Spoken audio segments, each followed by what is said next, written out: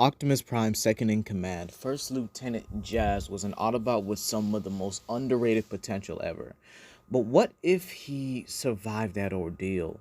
What if he was able to engage Megatron but was able to survive the encounter? Let's say Megatron blasted him so far that he couldn't get to him in order to do, well, his original plan, eat his spark. Jazz would have gone on to meet and work with some of the most formidable and questionable Autobots in existence. From Skids to Mudflap, from Jazz to Sideswipe, even forming his own crew of, him leading Bumblebee, Sideswipe, Mirage, and Jolt, fighting against the most dangerous Decepticons like Devastator, the Fallen, going on to be one of the greatest Autobots in history. But that all changes with Dark of the Moon. We all know how that story goes. Autobots like Skids and Mudflap and Ironhide all were killed by Sentinel Prime. But despite the losses, despite all the hardships of that battle, the Autobots managed to pull through and come out on top. However, this still wasn't enough for humanity. The Autobots in the military eventually ended their alliance of the government's accord here. And unfortunately, this led to the events of Age of Extinction. Autobots being hunted down left and right, not knowing whether or not or whoever or not is next. Autobots like Ratchet, Jolt, and others were just hunted down and killed. But we pick up today at a warehouse, and this is where we would see Jazz, Mirage, and Sideswipe pretty much just hanging there, avoiding any human interaction, hoping for the best, but they get spotted anyway.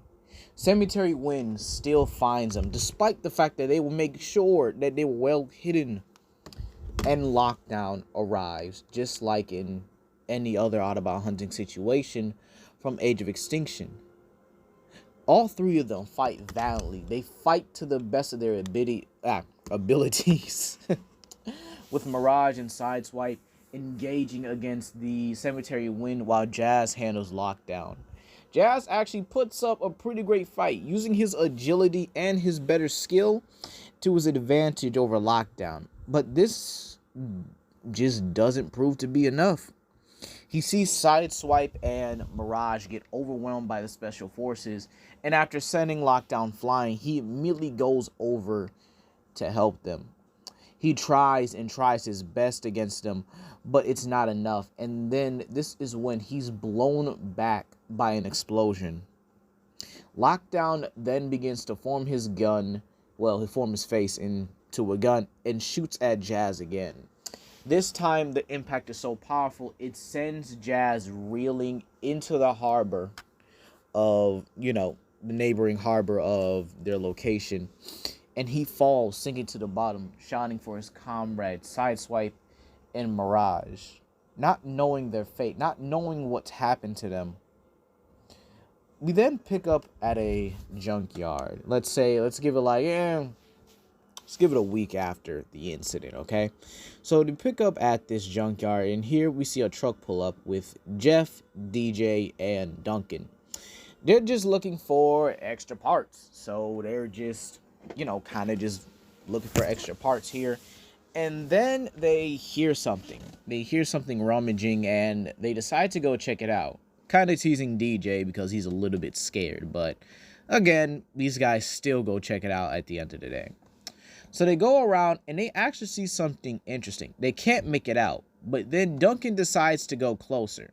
He gets closer and closer until he sees a heavily injured and battle-damaged Jazz. Jazz, immediately hearing him get closer, immediately turns around and pulls out his cannon, pointing at him, telling him to stay back or he'll shoot.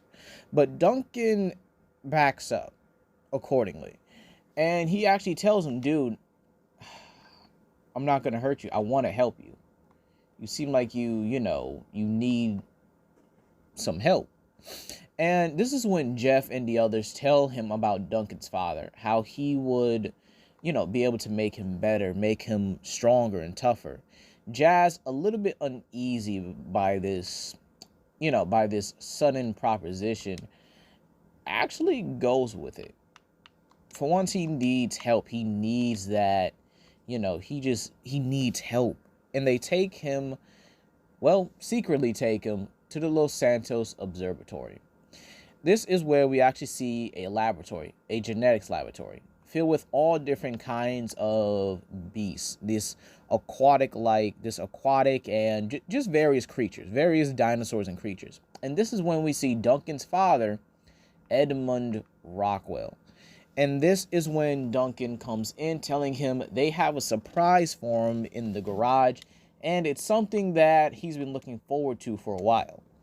Rockwell goes to the garage and he can't even believe his eyes. He even hugs his son, telling him how proud he is, how much he's pretty much giving Duncan a lot of credit here, okay? He gives Duncan an absolute mouthful of credit here, okay? And this is when Rockwell asks his, Jazz if he's willing to be a participant in this program. To which Jazz says, "What do you mean, program?"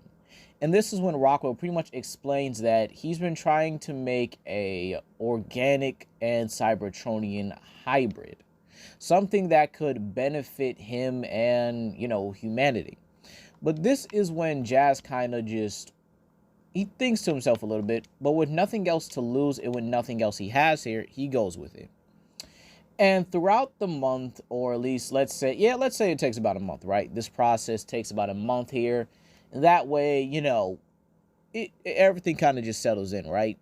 Jazz is injected with the following DNA. Tylosaurus, which is a very powerful aquatic predator. And this will be kind of like the base genome, if you will. Then there's Thalassatitan, another extremely powerful aquatic creature. Something that should definitely help Jazz in the long run. You guys get my point. Next up, we got Plesiosaur. Again, another powerful, but extraordinarily fast aquatic creature. This is when he adds Amargasaurus for DNA flexibility. This also allows him to, use his weight very well. And Platyosaurus, a prosauropod that, was pretty formidable. Let's be real here. And then you have Tarbosaurus. Woo! The king of the desert. The Sandstorm King. All right? These 6 creatures would each make up this DNA, right? And this allows him to pretty much mold Jazz into what he needs him to be. What he wants him to be even. All right? And so Jazz actually, looks human in this one. He actually has his human form here. However, Duncan and the others both can tell that something just feels a little bit off. And this is when Duncan looks in shock as Jazz pretty much heals over in pain and his body begins to mold and change into an Akhlut. If you guys don't know what an Akhlut is, it's basically a mythological whale wolf hybrid. All right. So this one, it's more of an Indominus Rex like hybrid. And Rockwell pretty much explains this to Duncan on how these creatures' DNA pretty much benefits off each other and how they kind of merge to make this specific creature. And Jazz is fine with it. Sure, the transformation was a bit uglier than he expected, or at least it was a bit rough just simply transforming into it, but he's fine with the transformation. And to which, Duncan offers to actually help him train and practice, but Jazz says while he is eager to hang out with the guy who saved his life, he's got business to finish. And to which Rockwell says, "All right, you guys do your thing. I'll be sure to contact you when something arises. But feel free to enjoy, the rest of your day or whatever." And this is when the group actually heads back to the warehouse. Jazz made sure that he went back there to see if his comrades were still alive. And unfortunately, when they arrive, Jazz is immediately, grief-stricken. He doesn't see them here. He does see, the destroyed machinery and a couple metallic, parts or whatever, but he doesn't see his friends. He doesn't see Mirage. He doesn't see, he doesn't see them. He continues to look around while DJ asks if he's okay, but he sees parts. He sees Sideswipe's blade and his wheel, and he sees Dino's arm. He immediately dives into the water in his Akhlut form and is actually swimming pretty similar to a dolphin. Pretty athletic, pretty maneuverable, and he is able to see under the murky water pretty clearly. And what he sees horrifies him. It's nothing more than metal, just a bunch of scrap metal and a bunch of pieces, but he can tell it's from them. He comes out the water sad, grief-stricken, and the others ask him, is he okay? Did they make it? Into which Jazz says, no, they didn't. He thinks about contacting the others, but he knows deep down in his heart, or in his spark, if you will, that he's the last Autobot.